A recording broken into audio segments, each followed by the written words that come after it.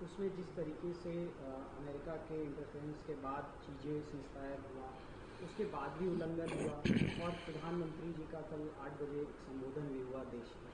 नहीं, देश आज दुखी है, देश के लोग हतप्रभ हैं, परेशान हैं कि कल मोदी जी ने देश के अपने राष्ट्र के संबोधन में एक बार भी सीज फायर की चर्चा नहीं की।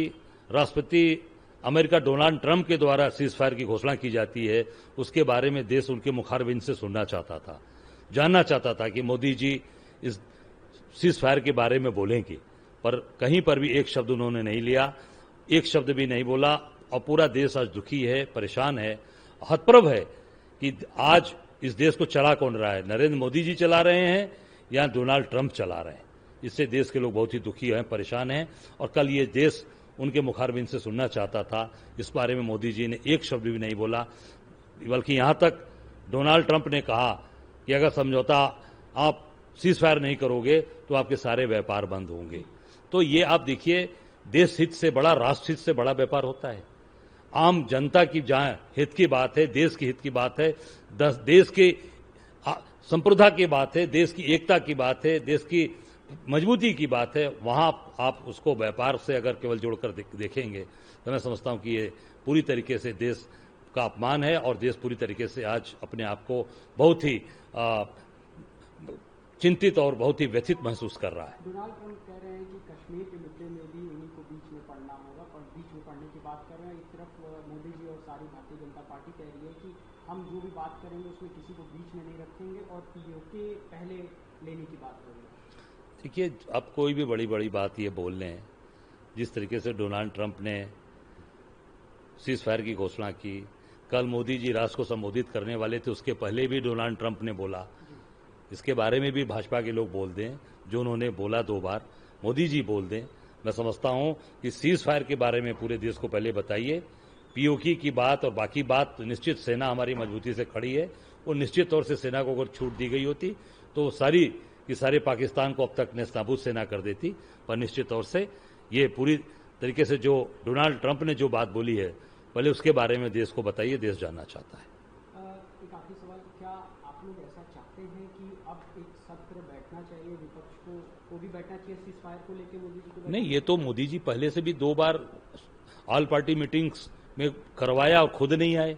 अब तो उनको बिल्कुल बुलाना चाहिए। हमारे नेता आदरणीय मल्लिकार्जुन खड़गे जी, राहुल जी ने सत्र बुलाने की बात कही है। मोदी जी को तत्काल सत्र बुलाना चाहिए और सारी की जितनी बातें हैं देश के, जो देश में भ्रम है या देश के लोग आज दुखी हैं, देश के लोग आज चिंतित हैं, वो सारी बातें पार्लियामेंट जब चालू होगी तो सारी बातें सामने आ जाएंगी।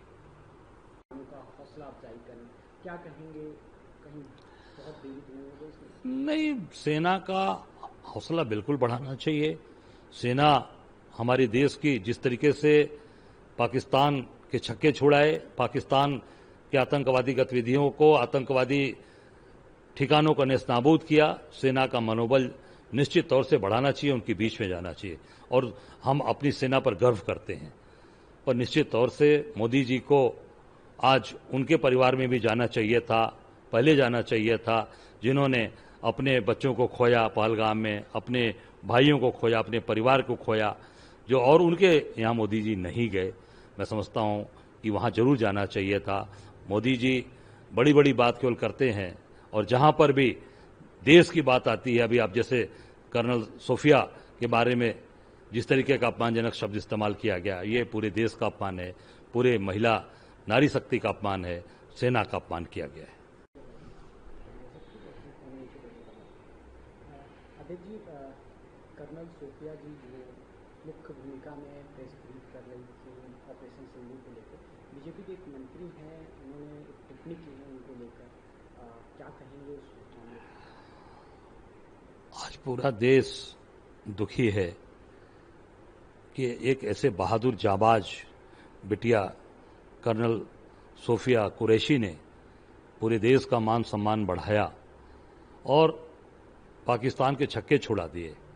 आज उस बिटिया का अपमान भारतीय जनता पार्टी के मंत्री विजय शाह मध्य प्रदेश के हैं, उनके द्वारा किया जा रहा है।